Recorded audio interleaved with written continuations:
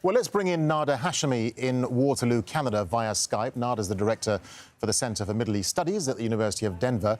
Nader, so what do you make of this video, and why do you think ISIL chose to do this now?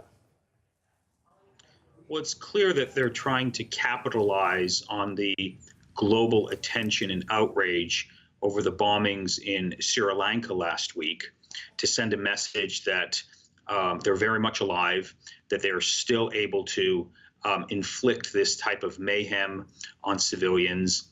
And this is an organization that, even though they've lost a lot of territory, including their last position on the Iraqi-Syrian border, they're still very much a fighting force. And I think he's trying to gain new recruits.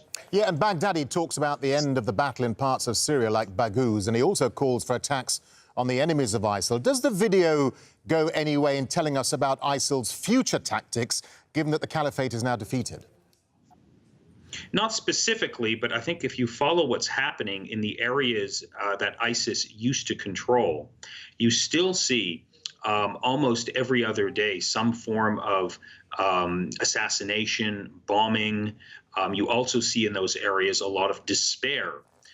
There's no economy, there's no reconstruction, and as we all know, an organization like ISIS thrives in a political vacuum. It suggests that many of its followers have simply gone underground, and that they're carrying on this subtle war of attrition in Iraq and in Syria. But also, I think much more dangerously, ideologically, I think we still see that ISIS is a formidable force, that it can inspire people in different parts of the world to carry out the type of violence that we saw last week in Sri Lanka. Yeah, and that's an important point you make, because, I mean, how significant is the timing and the content of the video, given it comes just over a week since the Sri Lanka bombings that ISIL said they were responsible for?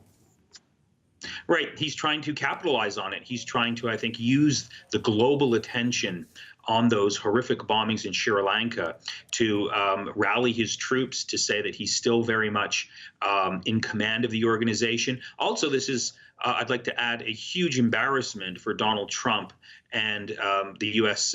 administration. Just a few weeks ago, Donald Trump was claiming that this is mission accomplished, that the war is over, the last the last position that ISIS held in Baghouz has fallen, and now we can all sort of celebrate. So this video clearly sort of sends a message to the Americans, to Donald Trump in particular, that ISIS very much, at least its head, the head of the organization, is still very much alive. Nader Hashemi, thank you very much indeed for your time.